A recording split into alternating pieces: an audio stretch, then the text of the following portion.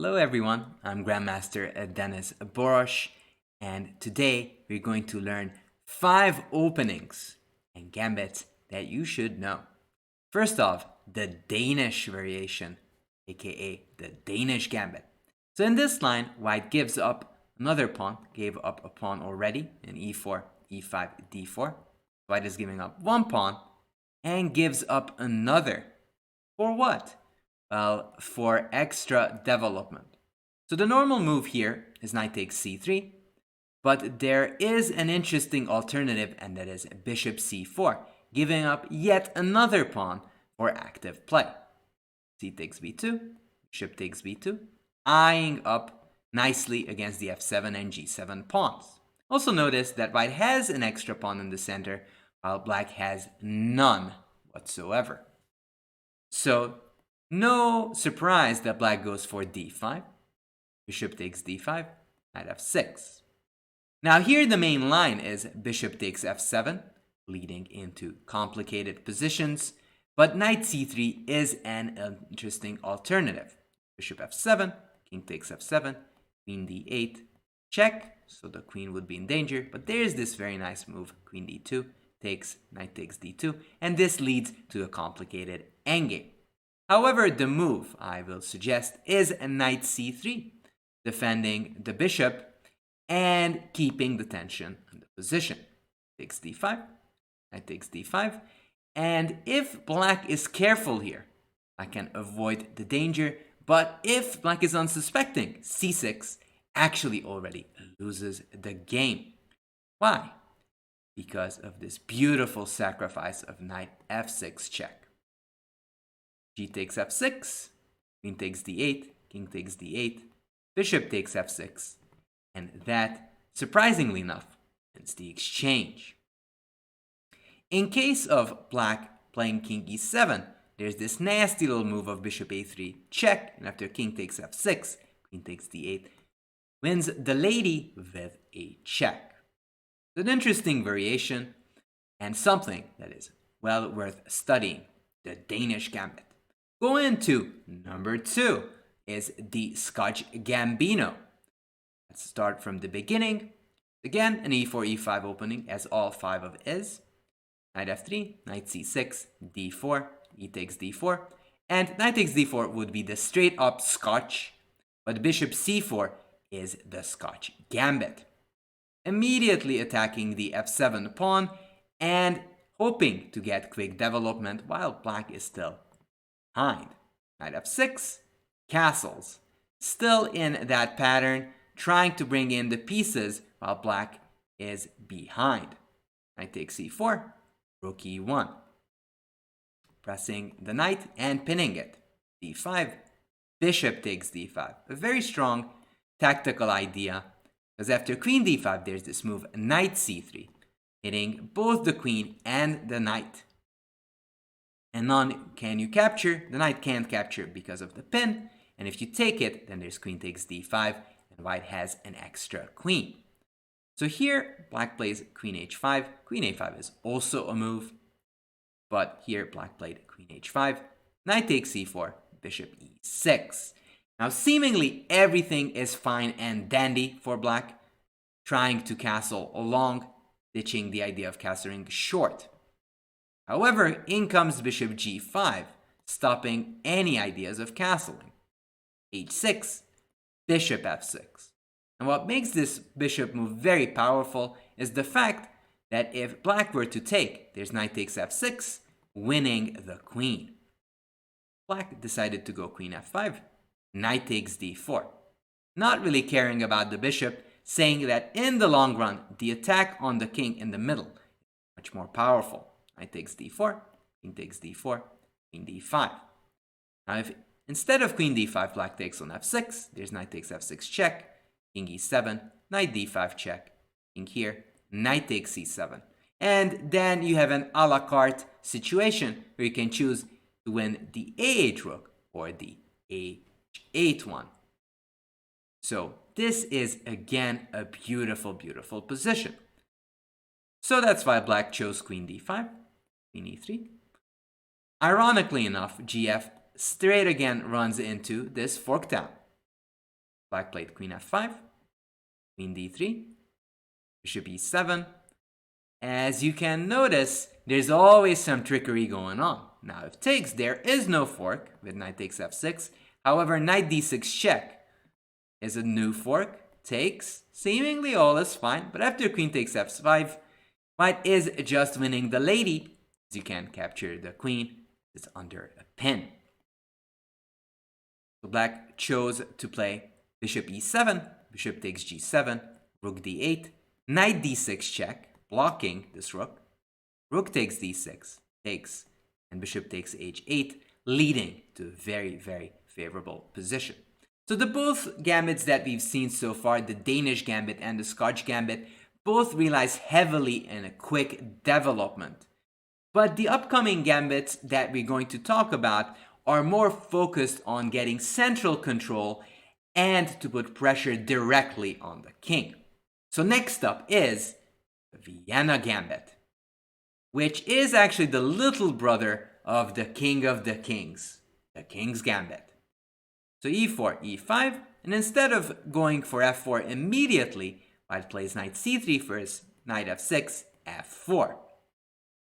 Now, this is a little bit trickier than the king's gambit, as black cannot take that gift right now, as that would run into e5, queen e7, queen e2, just breaking the pin.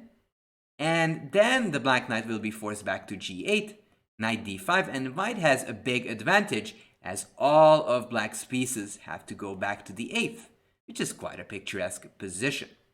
So no wonder nobody really takes on f4, but goes for the counter-strike of d5. F takes e5, knight takes e4, queen f3. Always looking out for queen h4 ideas, because in this case there is always g3 and there's no sacrifice because the queen is defending that square. So that's why the alternative is knight c6, even though some play knight c3 as the game I'm showing. He takes c3, getting to activate that bishop, bishop e6. Now here, as the f7 pawn is defended, white shifts his attention to the g7 pawn with queen g3. c5, but just because we switch our eyes and attentions to the g7 pawn, that doesn't mean we give up on the idea of pestering the f7 pawn. White goes knight h3 with the plan of attacking that bishop on e6 and ergo the f7 pawn. Knight d7, knight g5, queen b6, bishop e2. And as you can see, all of white moves are aggressive, trying to tighten up and put pressure on black's pawns, and also to go for quick development. g6, castles, again, putting pressure on the f7 pawn, bishop g7, bishop g4. And white is slowly but surely building an aggressive attack against that black king in the middle. Bishop takes e5, bishop f4, rook f4, and here black gets a very, very strong attack against these pieces on f7, and black is going to face a challenging time. So f4, if you're not of a big fan of the king's gambit, even though you should be, Vienna gambit is an option with knight c3, f4. And now we go into number 4, straight up into Fischer's favorites, the Evans gambit. The Evans gambit is very similar to the Scotch gambit, which we remember is d4, e takes bishop c4, but has a different idea. b4 pawn sacrifice, that is the Evans gambit, black is going to be facing issues because of the lack of development and the pressure on the f7 pawn. d4, d6. Now the main line is queen b3, but I will suggest you the move castles, as it sets up a deadly, deadly trick. He takes d4. Now if knight e7 is played, then we can already jump on g5, hit that weakness on f7, and if castles, then there'll be threefold pressure. Not to mention the fact that there'll be even more lightning bolts on h7 as well, with the queen arriving on h5. So here, white had to face e takes d4 instead. C takes, knight e7. But here comes again the big move, and knight g5, pressing on the f7 pawn. d5, e takes d5, knight takes d5. And it might shock you, but if you've ever seen the fried liver, you'd know that the big sacrifice is always showing up on f7. Knight takes f7, hitting the queen and the rook, and kind of inviting the king for a long ride and a long journey. King takes f7, queen f3 check. Not only checking the king, but attacking the d5 knight. King e8. Now if king e6, there's queen e4 check, and you cannot hold that d5 knight because there is queen takes d5, and black is going to get checkmated in short order. The king e8 was played, bishop d5, knight e7, bishop f7, and the king will be chased all around the board. Bishop a3 just showing up for the party. Bishop c5, king a6, check, here, check, here, check, here, knight d2, and suddenly the knight shows up in the nick of time, and black can resign. So the evens gambit is a very, very aggressive system where you're pushing against the f7 pawn, and you also want to take control of the central squares. So the attacking chances plus the central control is the main core of the evens. But let's go to the top of the top, the king's gambit. So this is e4, e5, f4, Fischer's favorite and many other fantastic players' favorite. Even his arch rival and nemesis Boris Spassky loved playing the king's gambit with big success. So e takes f4, that's the main move. Knight f3.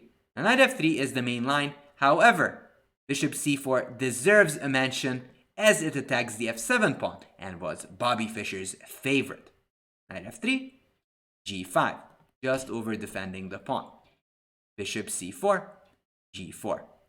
Now, if you're new to the king's gambit, you might be inclined to move your knight on f3, but that would be a mistake and not in the spirit of this whole variation / king's gambit. Now, for you to understand, you've got to understand the fact why white actually gives up the f-pawn. And that is because of this famous number 4 formation that happens right after castling, as white already wants to target the f7 pawn. It is kind of difficult to get down and capture the f7 pawn alone with the bishop on c4, as you've seen already in the evens gambit example. However, if our h1 rook can join the party, show up on f1, and support the attack, then that might be successful, as in this Shirov game. So white castles, gets the number 4 formation in motion, gives up the knight, but who cares if you have an attack going? Queen takes f3, and white is only one move away from getting that construction completed. Black goes queen f6, hoping to exchange queens, which obviously white doesn't want to do. e5. Even though white is down a piece, he is the one who has more development, so if he can just crash through before anything can be developed with black, then this attack will be decisive. Queen takes e5, bishop takes f7. Whatever it takes, white goes all in. King takes f7, d4. Winning time, threatening bishop f4. King takes d4, bishop e3. Now, for the uninitiated, this looks like a blunder. However, if you take, there's queen takes e3, and taking the queen is taboo because your king is pinned. Black decided to drop back. Bishop takes f4, knight c6, knight c3, king e8, knight d5, queen g6, rook e1, bishop e7, and bishop d6. A brilliant, brilliant idea by the legendary Alexei Shirov, he doesn't even go for the exchange, which he could try with knight c7. He goes straight up for checkmate, as these rooks are all lined up for the attack. Queen takes d6. There's this glorious queen f8 checkmate. As you can't touch the lady, your bishop is pinned on e7. And if you go king d8, that was the final moment. But here comes Shirov's brilliancy. Wait for it. Wait for it. It's a queen sacrifice. Queen f8. Bishop takes f8. Bishop takes c7. Checkmate. So these are the 5 gambits I really wanted to show you all. If you have any questions, thoughts, or other gambits you would like me to get much in detail, do let me know in the comments. And have a good day or night, wherever you are. Bye-bye.